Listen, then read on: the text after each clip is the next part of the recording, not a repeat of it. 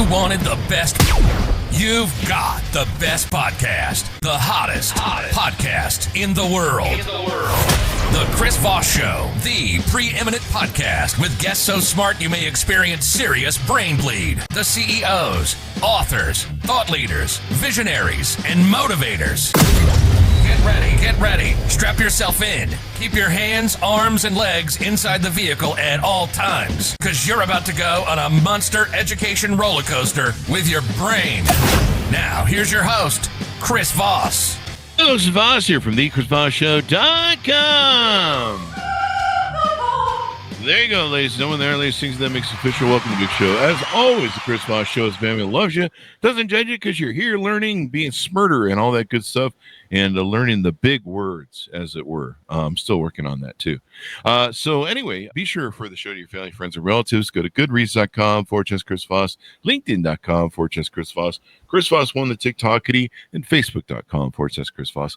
Opinions expressed by guests on the podcast are solely their own and do not necessarily reflect the opinions of the host or the Chris Voss Show. Some guests of the show may be advertising on the podcast, but it is not an endorsement or review of any kind. Today's featured author comes to us from bookstolifemarketing.co.uk. With expert publishing to strategic marketing, they help authors reach their audience and maximize their book success. Today we have an amazing young man on the show. John W. Kennedy joins us. His book was out October 23rd, 2024. It is entitled 12 Simple Words, part of the 12 Simple Words Foundation, a series of books, I believe, that what he's talking about. And we'll get into it and what he does there and why he does it. And with John, he is a PhD. He has a insignia of DESA. We'll find out what that is too. It's a lifelong resident of Madison, New Jersey, and a proud 30th-generation Madison High School Dodger, and a professional industrial mechanical engineer. He's also a business owner and a passionate advocate for manufacturing and STEM education, recognized as National Distinguished Eagle Scout, and as a leader in manufacturing STEM initiatives in New Jersey and the U.S. As an accomplished Eagle Scout, he's led and participated in various scouting activities. An athlete throughout his life, he enjoys skiing and biking. He values family mentorship and considering himself fortunate for the support of loved ones, including his son, Sean Michael, I should say. So welcome to the show. How are you, John? I'm good. I'm very good. Thank you. Yeah. Being Madison Dodgers, probably my greatest accomplishment of all time. Well, there you go. Well, it probably sounds like being a father too. So there you go. And now a new grandfather. Oh, grandfather too. Well, there you go. There's a new accolade to add to the list there on the resume. Now you got to do great grandfather. No, I'm just kidding. Maybe it will work. Not making that. Oh, come on, man. Come on. I had a great great grandmother alive one time. So, there's still time. We're living longer now. So there you go. Anyway, give us your .coms. Where can people find you on the interwebs to get to know you better? Well, the social media I do most of all is LinkedIn. I've been on that from day one, and that's certainly, but also 12simplewords.com, which is the book title, and it supports what we're trying to accomplish through the Team Eagle Foundation. There you go. So give us a 30,000 overview. What's inside your book? I was a Boy Scout at age 11. Really got a lot out of the program. Anybody that's a Boy Scout had to learn the Scout law. And it's 12 words. And, we all said it like one word, like supercalifragilistic, because that's how we learned them. And I had a scout leader, Dennis Spencer, who said, slow the hell down.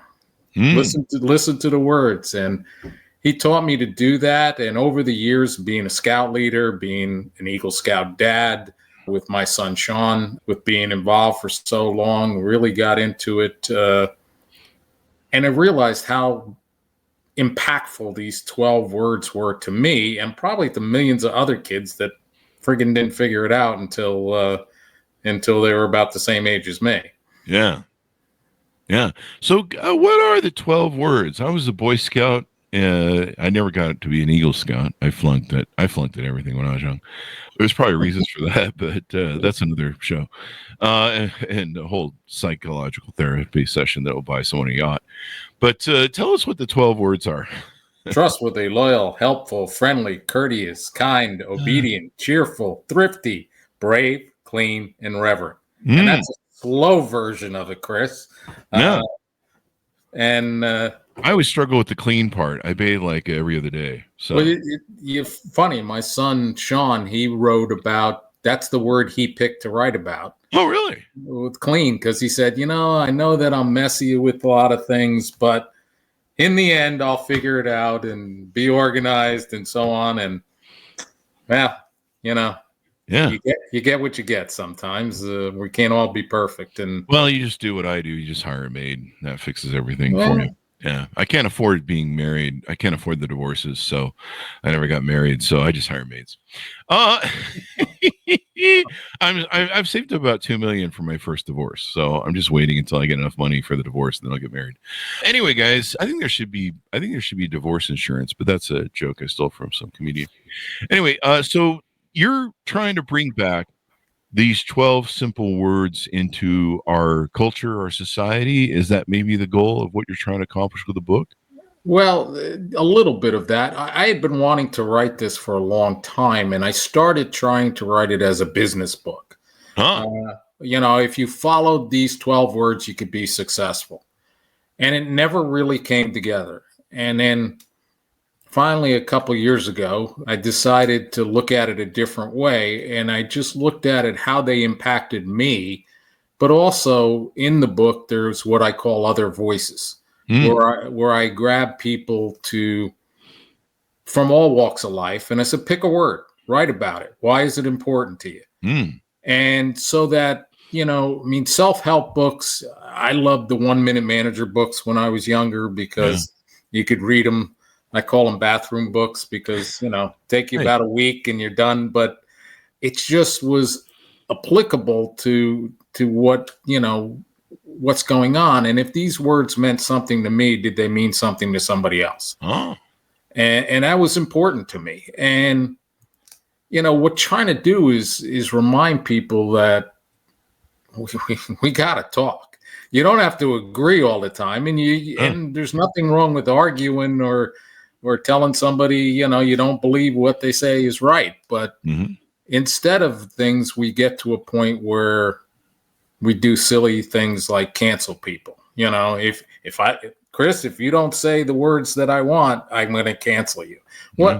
What value does that have in the long run? Absolutely none. Because Chris doesn't care. And at the end, nobody talked about the problems that we were facing. There you go. That's one idea.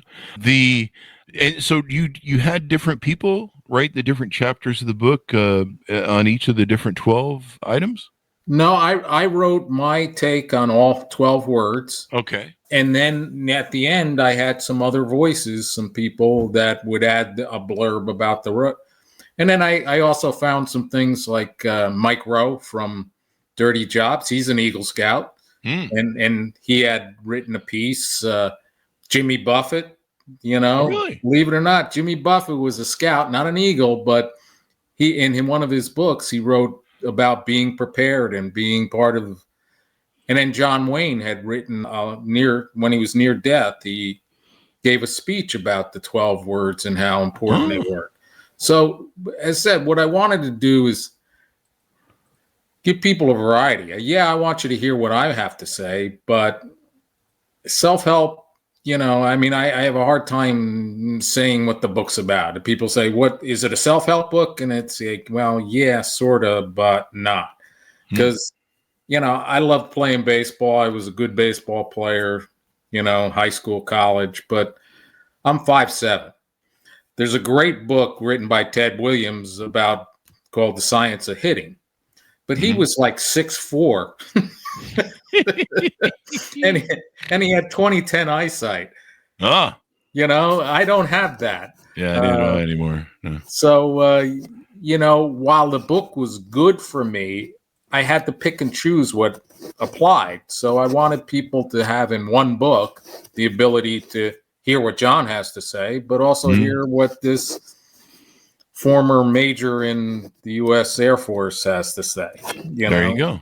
Well, Warren Buffett, or not Warren Buffett, that's the billionaire, but the other Buffett that you mentioned earlier, the reason he never got his Eagle Scout merit badge was he was drinking too many margaritas while he was in the Boy Scouts. So that's what that was. Probably came at some time. I'm not sure at that age, but I can't judge. It's a secret. No, I'm just kidding. He's a wonderful man, and he's in, hopefully wherever he's at, he's enjoying a lot of margaritas for free, hangover free. That is, that would be heaven. No hangovers. So there you go. So a lot of these aspects that you espouse of the 12 things, I remember going through those as a Boy Scout, and I think they shape me. I think they're part of a subconscious mantra that I have in going through life. I try to ascribe to those values. Do you think we need more of those values in this world where, trust, honesty? I mean, we live in this world, especially with social media, where, everything is a lie. Like people just, they just, social media is a complete fakery many times of who people really are. It's the highlight reel, really, most times. It's not, it's no one ever posts that they're at the pawn shop or the methadone clinic or they're at the herpes clinic. No one ever posts that on social media. Look, I'm down pawning my shit because I'm broke. It's always, look, I'm standing next to a Ferrari that isn't mine that I found parked in a parking lot, but I'm pretending like it's mine, or I got the owner to let me sit in it. That's sort of silliness going on. A lot of deception. We see this with AI now. I see a lot of it in dating. I see this catfishing where people are using AI now, photos. And then when you meet them in person, you just about leap out of your shoes. You're just like, holy shit, who the hell are you? And so, integrity, a lot of the different aspects of those 12 things, it might be good for our society to turn to some of those aspects. Well, yeah, I think that's true, because I don't think we hold a lot of this fear, and we sort of make up stuff to give us excuses to get around something. I'm always, I write in the book, because my biggest hero is my mother. I don't know how she kept things going. My dad died suddenly when I was a teen.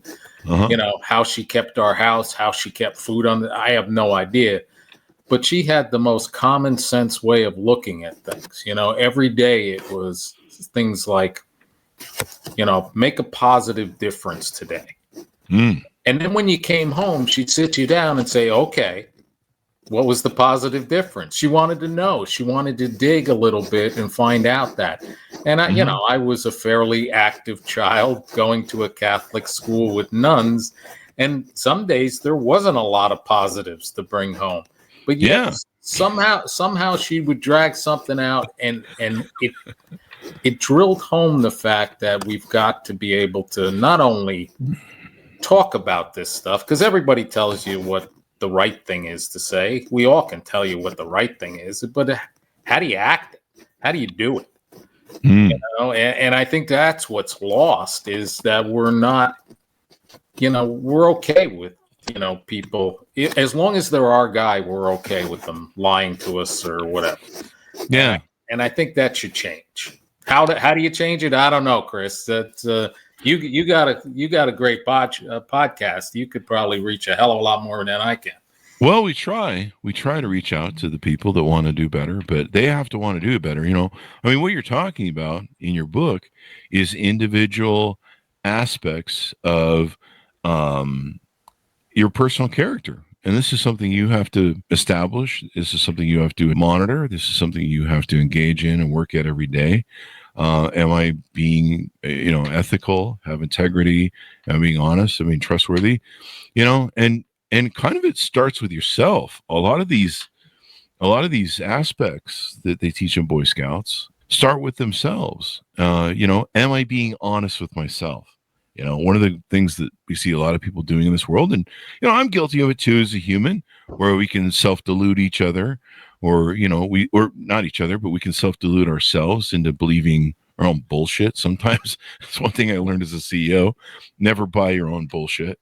When you start believing your own bullshit, I mean, it's one thing to bullshit everybody else. When you start believing your own bullshit, that kind of it tells you where you're at.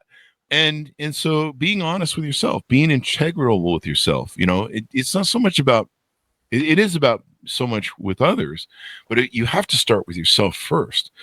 Having integrity with yourself. Your brain listens to you.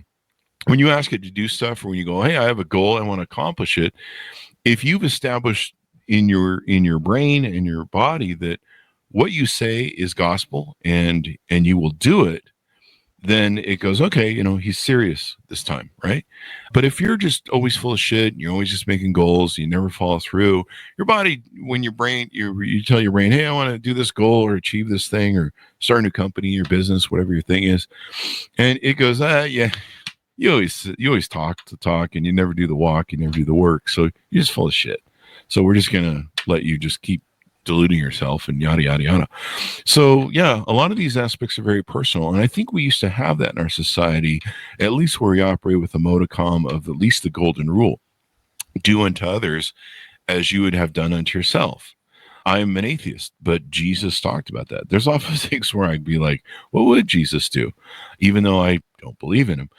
Some of these aspects that they write about in the Bible and other tomes of religion, which really are just self-help positive manuals, they're good.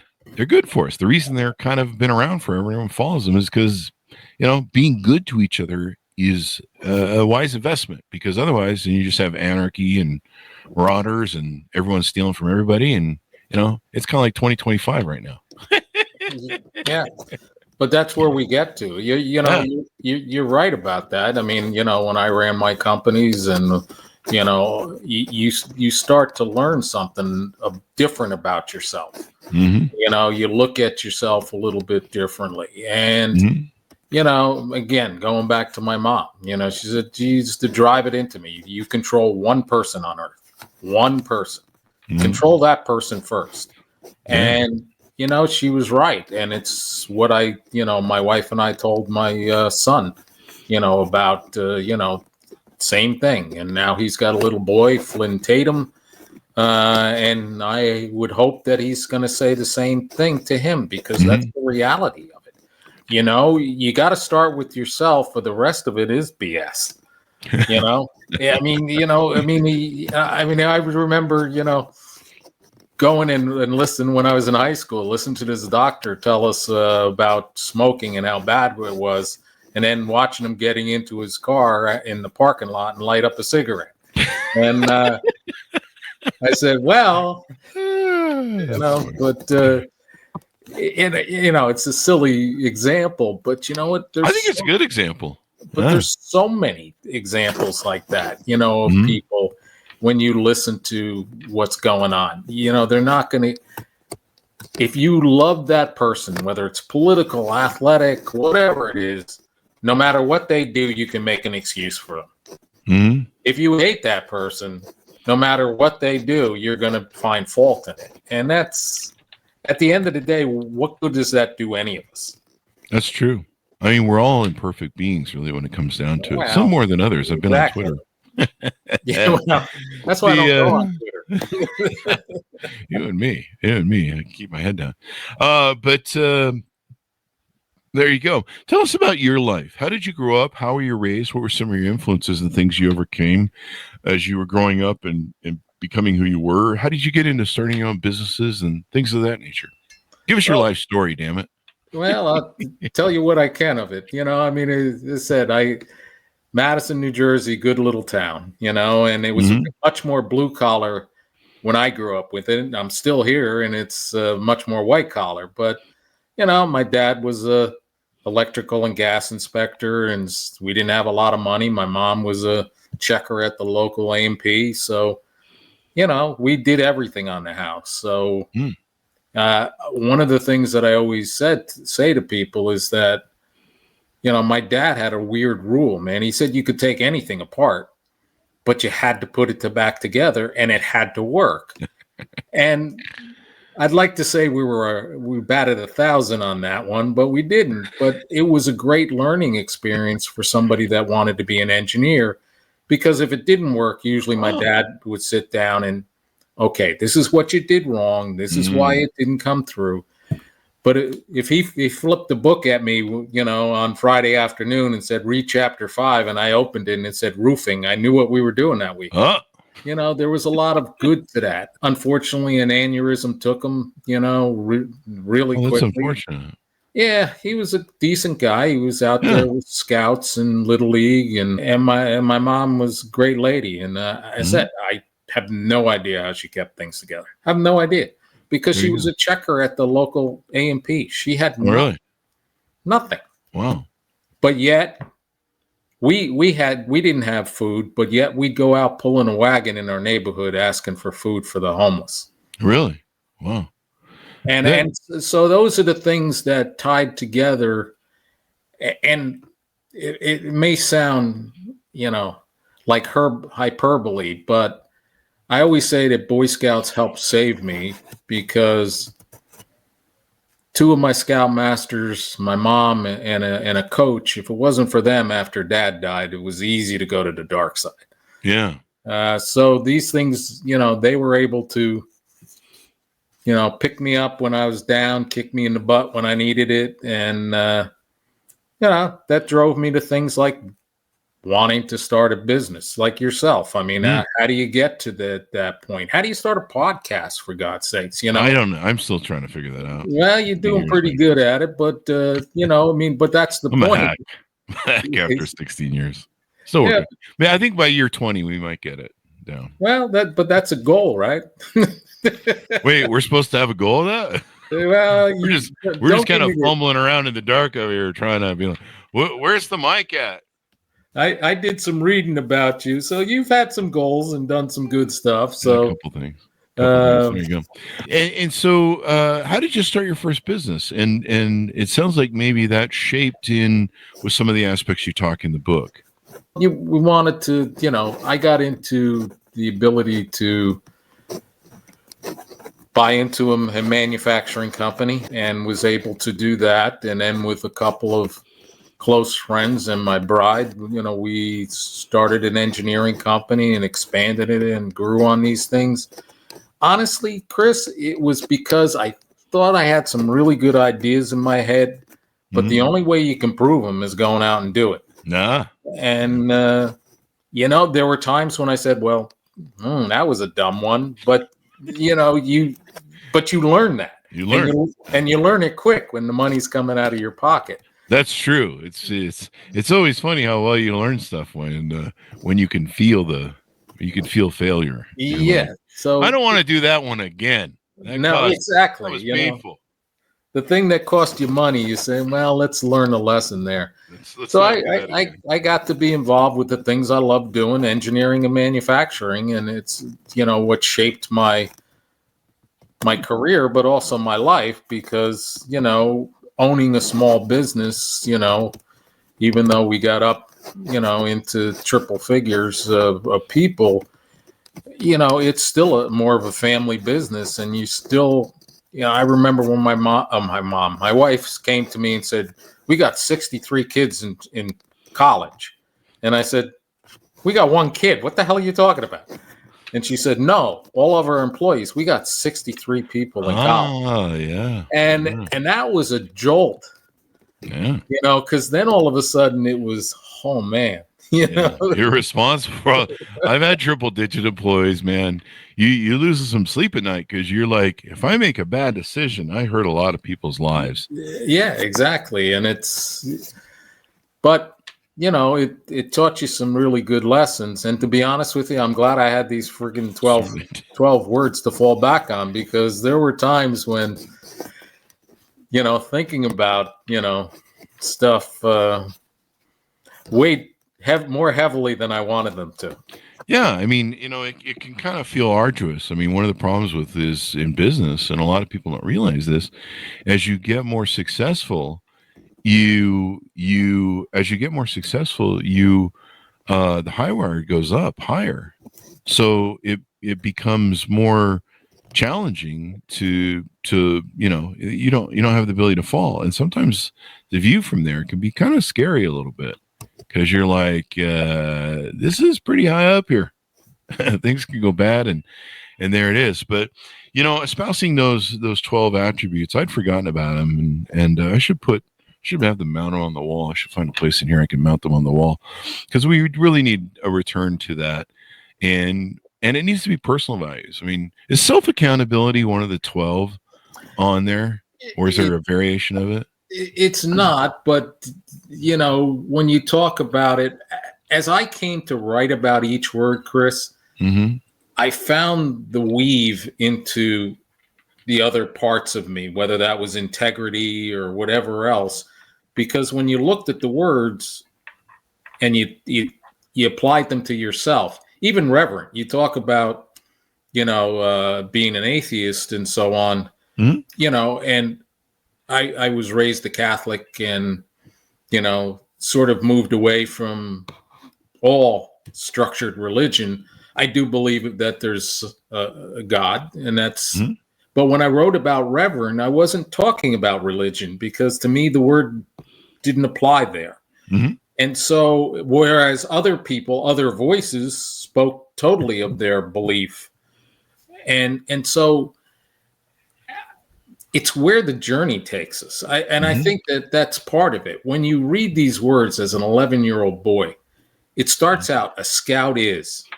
A scout is. So you start sitting there and you're saying, I'm an 11-year-old kid, and they think that I'm a trustworthy, loyal, helpful. I mean, there's a lot of boots to fill here, man. I'm just 10. You sit there and say, well, geez. And then after a while, you feel pretty good about it, because you say, well, that they must think I'm okay. But as you get older and you go through the program, and I became an Eagle, and I worked with 252 Eagle Scouts as a mentor.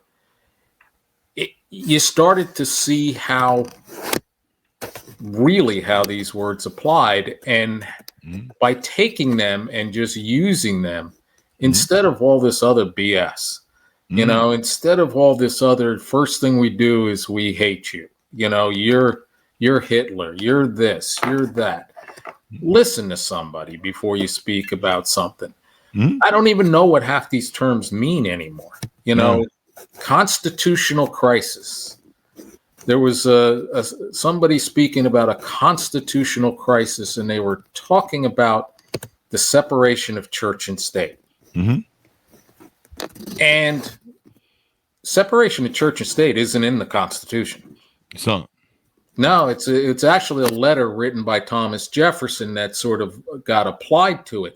But it just talks that the government should not create and demand that you join any religion. That's really what's in there. But I'm saying that this is a person who happened to be a senator speaking about a constitutional crisis and then misquoting the Constitution. Read the damn thing. Before you speak about it, read the damn thing. Yeah. It is in the First Amendment Establishment Clause, though. So that makes it part of the Constitution. So it is not in the original U.S. Constitution. Yeah. In the First Amendment, Congress shall make no law respecting an establishment of religion, prohibiting the free exercise thereof. So it actually gives regulation to religion, but it also gives them the free exercise clause, which means government cannot prohibit the free exercise of religion, like they do in places like, name any dictator, Stalin, Russia, et cetera, et cetera. They have the state-appointed religion there, and part of the oligarchy, but yeah. Well, and they were all leaving King George, where they were the Church of England. So, but you said you ask questions, argue a little bit, talk about things, figure stuff out. How'd you become a better business person? How did Chris Voss become the podcaster you are? Yeah, you joke around, but obviously you've learned a hell of a lot what works and what doesn't. I hope I have. Because if there's more, man, I'm patience. Well, come on, you got 4 more years to get to 20. So Thanks. My back hurts now. I got to take a nap. So yeah, there you go. But yeah, these aspects, you mentioned the reverent one, the 12 points of the Scout Law. I mean, that can apply to spirituality. I utilize spirituality. Every Sunday I call it my day of gratitude, my great day of kind of spiritual spending time with me, appreciating my family, being grateful for what I have. And I call it Gratitude for Gratefulness Day. And it's also a day where I work through my archives. I take a look at my files, back them up, and look through my photos and organize my life, and you try and get my head around the week coming up. And so spirituality is a big part of that. I wish that one of the 12 laws was self-accountability, but I can't have everything, Chris. It's not your world. You just live in it. But I remember, when we used to say these 12 points, didn't we used to hold up our hand, and it was like an oath? We would hold up the Scout. I don't even remember. Was the Scout 2 fingers or 3 fingers? 3 fingers. Cub Scouts was 2. Oh, okay, that's it. Because that was Bobcat ears. Yeah, I remember. I know it was in the Boy Scout or the Cub Scouts too, growing up. Yeah. There you go.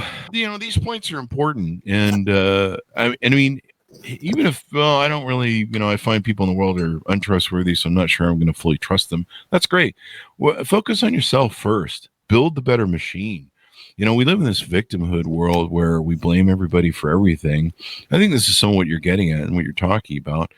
And instead of trying to make each of ourselves on our own the best people we possibly can and go and take that into the world, we're too busy pointing fingers at other people and being like, well, you should be better. And then kind of like the example you said of the guy who goes and smokes in the car, we've all had that, sometimes our parents are like, you don't lie to people. And then you catch your parents lying. You're like, you're full of shit, as George Carlin would say. But, there's the nature of human beings is hypocrisy. Hypocrisy, is that a word?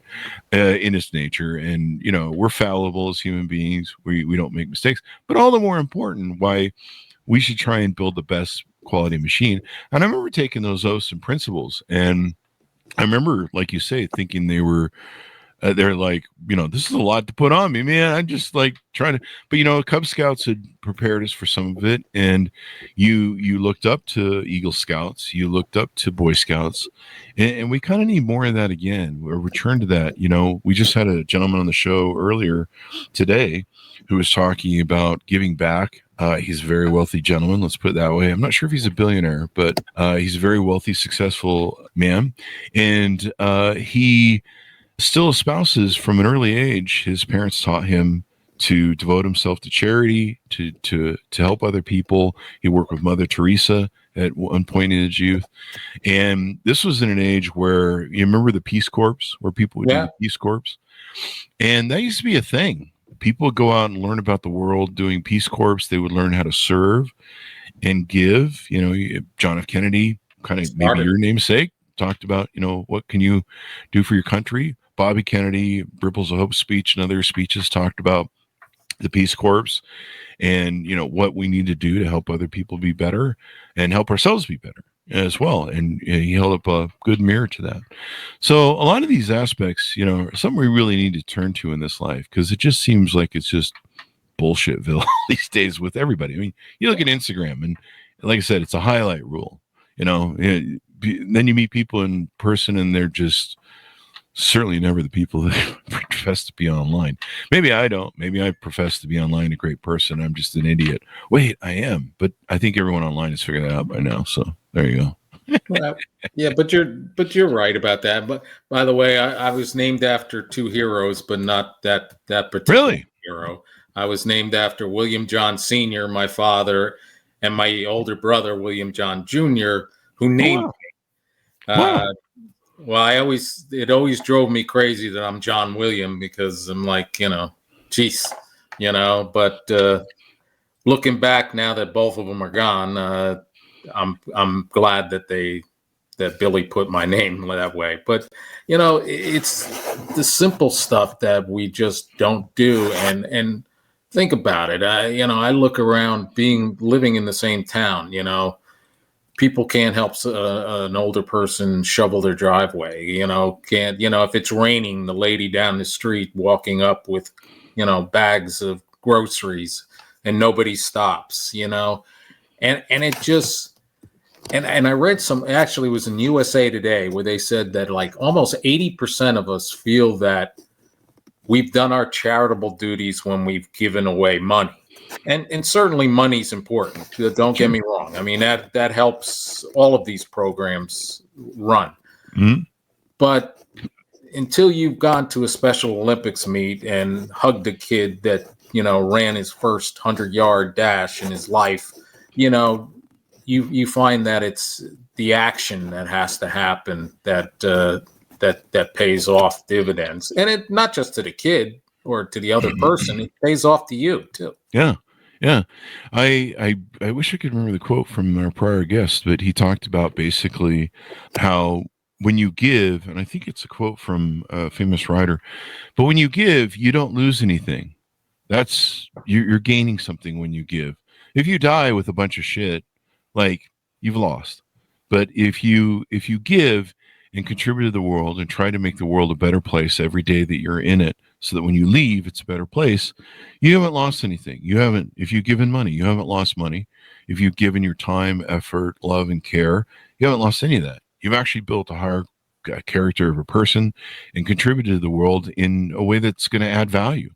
And you don't know. I mean, that person that you help one day, they could go on to come up with some life-changing, cancer-saving thing, or maybe they just make the better world a better world in their own place.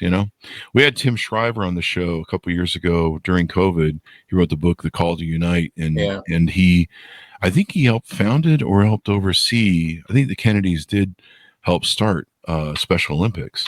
And yes, he's overseen that for a lot of years. Yeah, Ethel Kennedy started it. Yeah, I think that was his mom. Yeah. Him and Maria Shriver's mom. But we had Tim on. We talked about Bobby and John, yourself, I guess. We were talking about you. Thanks. That bullet, his wound is really healed up nicely. There you go. You've done well. Still sore. Still sore. So sorry to my friends of the Kennedy family too soon.